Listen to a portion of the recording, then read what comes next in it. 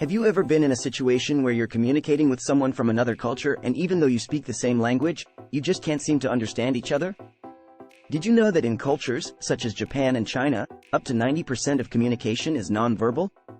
This means that relying solely on spoken words can lead to misunderstandings and confusion, especially when communicating with individuals from cultures like the United States or Germany. People from different cultures communicate in different ways, and because of that, we can have a hard time understanding each other. For example, in some cultures, indirect language is preferred, while in others, directness is highly valued. The reason for this is different levels of context in communication. In some cultures, the context is highly explicit, and in others, it's more implicit. What does this mean? In low-context cultures, people assume they have low level of shared context, experiences, body of knowledge or relationship. Because of this, people in low-context cultures believe that effective communication is very direct and simple, or in other words, explicit. This is why in countries such as United States or Australia, in presentations they will tell you what they are going to tell you. Then they will tell you, and finally they will tell you what they've told you. What is the purpose of this? They are making sure the message was passed simply and clearly. As opposed to this, people in high-context cultures assume they have large body of shared context, experiences, knowledge and relationship. Consequently, their communication is more indirect, with many layers, metaphors and nuances of meaning, or in other words, implicit. As a result of this, a manager from a low-context culture, such as Turkey, would have hard time explaining issues they are experiencing to an American superior, who expects direct and simple explanation as opposed to metaphors and layers. These are just a few examples of confusion and misunderstandings resulting from differences between cultures when communicating with someone from a different culture. In this video, we're going to explain how to effectively communicate with people from other cultures. By understanding the different communication styles and levels of context, we can bridge cultural divides and communicate more effectively. Let's get started.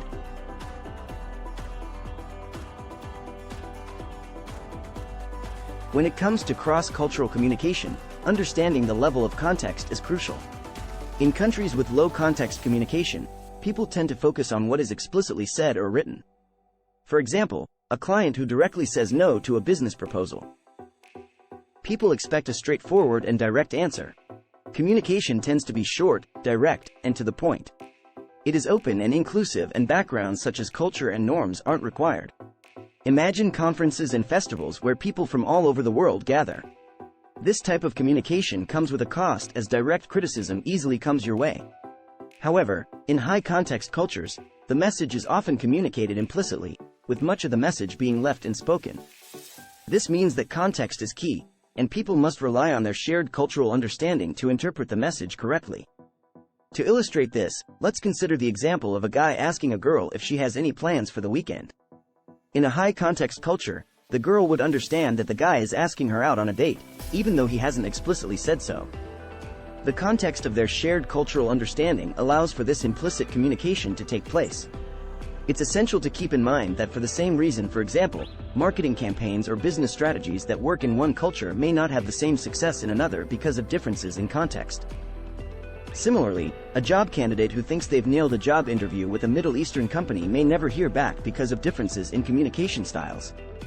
In the same way, people from low-context culture, such as Germany, living and working in high-context culture, such as France, would expect recap at the end of the meeting to understand what has been decided. To their surprise, meetings end with everyone seemingly knowing what has been decided, except them. Why? Because people in high-context cultures will understand layers or meaning, metaphors and implicit messages without messages being directly communicated. By understanding the level of context in a particular culture, you can communicate more effectively and avoid misunderstandings. In low-context cultures, it's best to use direct language and provide explicit details. In high-context cultures, it's important to pay attention to the context and the unspoken message. Let's dive in deeper and explore ins and outs of the fascinating world of cross-cultural communication.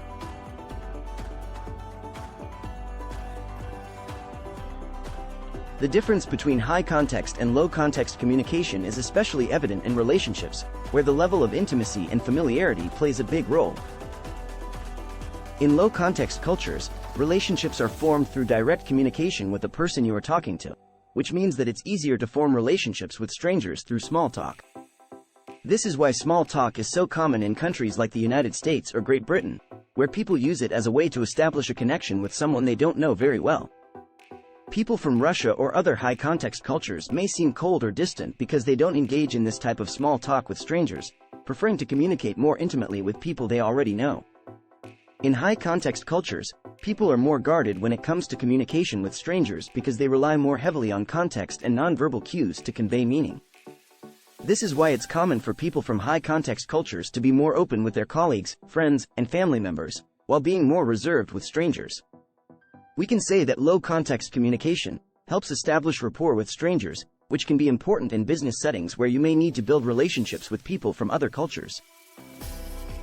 Small talk can help break the ice and make people feel more comfortable, which can lead to better communication and collaboration. On the other hand, high-context communication can be more efficient and effective when you are communicating with people you know well. Because you share a common context and understanding, you don't need to spend as much time explaining things or providing background information, which can save time and prevent misunderstandings.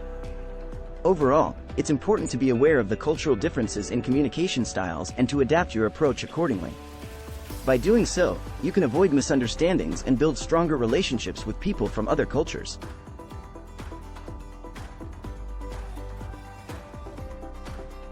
Conflict is a natural part of human interaction, but the way it is handled varies greatly between cultures. In low-context cultures, conflict is often resolved directly and openly through discussion and negotiation. In contrast, high-context cultures tend to avoid open conflict and instead rely on nonverbal cues, such as body language, to communicate their disagreement. When communicating with people from different cultures, it is important to be aware of potential conflicts that may arise due to differences in communication styles, norms, and values. In high-context cultures like Japan, it's considered rude to be too direct in communication. At the same time, in low-context cultures like the United States, people often value clear and direct communication.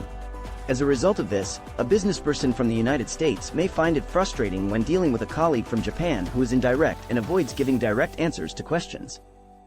Similarly, a businessperson from the US trying to strike a deal with a potential client from Japan might be used to diving right into the nitty-gritty details, but your Japanese counterpart may prefer to first establish a relationship and build trust before discussing business matters. Low-context cultures are often more comfortable with conflict and see it as an opportunity to address and resolve issues, leading to greater transparency and accountability. As opposed to this, high-context cultures tend to view conflict as a threat to group harmony and social cohesion. As a result, they may avoid open conflict and instead rely on indirect communication and subtle hints to communicate their disagreement. In high-context cultures, conflict is often handled through intermediaries or through indirect means, such as gossip or rumors. This can make it difficult to address and resolve issues, and may result in lingering resentment or tension. To effectively communicate with people from different cultures, it is important to be aware of these differences in communication styles and conflict resolution. By taking the time to understand and adapt to different cultural norms and values, we can build stronger relationships and avoid potential conflicts.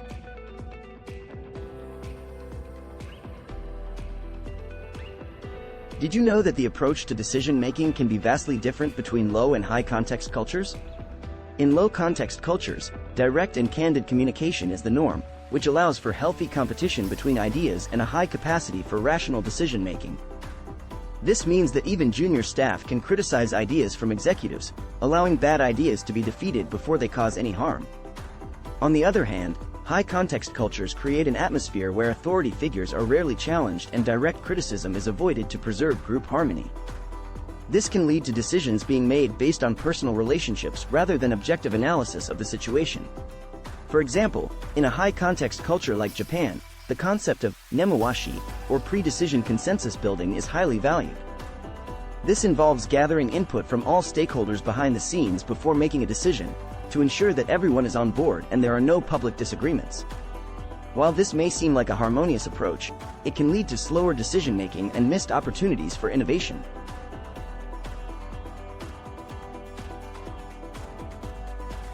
In low-context cultures, people rely heavily on direct and precise language.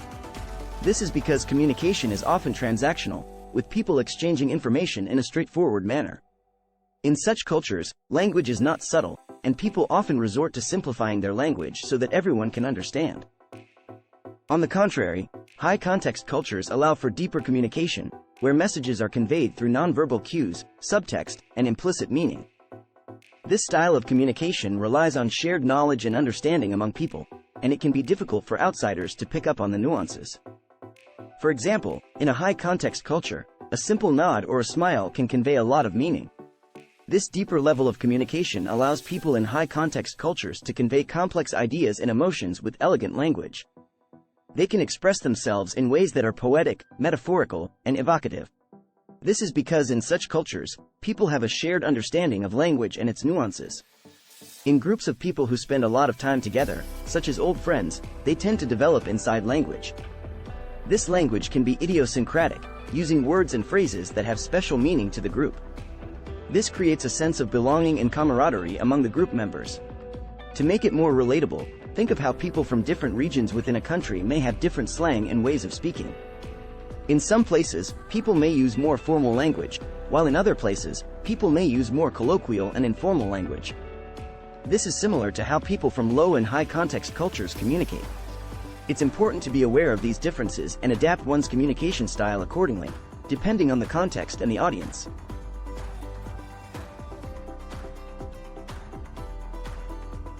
Low-context cultures tend to value individualism, which means that people have the freedom to express themselves freely without fear of being judged or ostracized. For example, in the United States, people are encouraged to speak their minds and express their opinions. This allows for a great deal of creativity and innovation, as people are free to share their ideas and collaborate with others. Inversely, high-context cultures place a strong emphasis on duty to the group and the need to perform one's role within the group. This can be seen in Japanese culture, where people are expected to work hard and make great efforts to maintain harmony within their relationships and society. For example, the concept of wa, harmony, is highly valued in Japanese culture, and people are expected to make great efforts to avoid conflict and maintain positive relationships with others. It is important to note that both individualism and collectivism have their strengths and weaknesses, and each approach has its own unique benefits and drawbacks. However, understanding the differences between low and high context cultures can help individuals navigate cross-cultural interactions and build stronger relationships with people from different backgrounds. Ultimately, by embracing and valuing different cultural perspectives, we can create a more inclusive and harmonious world.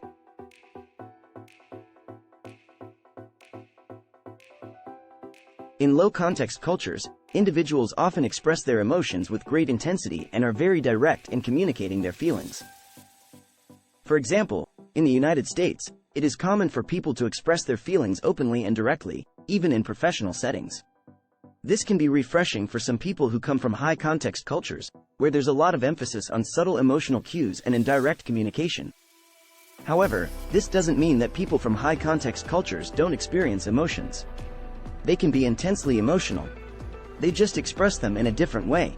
For instance, they use subtle and elegant words that may seem emotionless, but are deeply meaningful to those familiar with the context.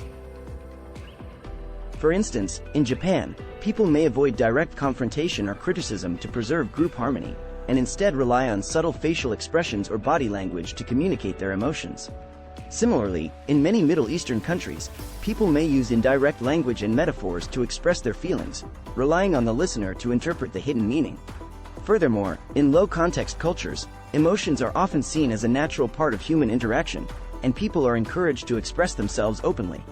However, in high-context cultures, emotions may be seen as a private matter and not openly discussed, especially in professional settings.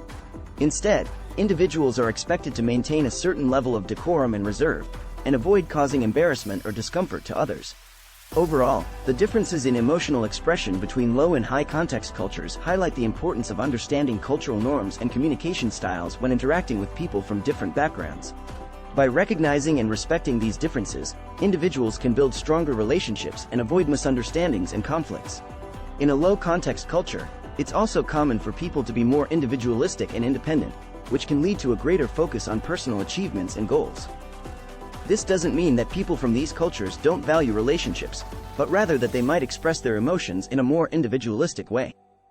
Low-context cultures include countries such as Germany, Switzerland, United States, Australia, and Canada. These countries value direct communication, clarity, and individualism. On the other end of the spectrum, high-context cultures include countries such as Japan, Korea, China, Italy, and Spain. These countries value harmony, relationships, and collectivism. They communicate indirectly and rely heavily on nonverbal cues and shared history and background to convey meaning. In conclusion, while high-context cultures tend to be more emotional and expressive, low-context cultures are more direct and straightforward in their communication. Both styles have their own benefits and drawbacks, and it's important to understand and appreciate the differences between them. By doing so, we can learn to communicate more effectively and build stronger relationships with people from all backgrounds. As we come to the end of this video, it's clear that understanding the difference between low and high context cultures can be a game changer for building successful relationships, both in business and in our personal lives. By being aware of the nuances in communication styles and how they vary across cultures, we can avoid misunderstandings, build trust and rapport, and foster deeper connections.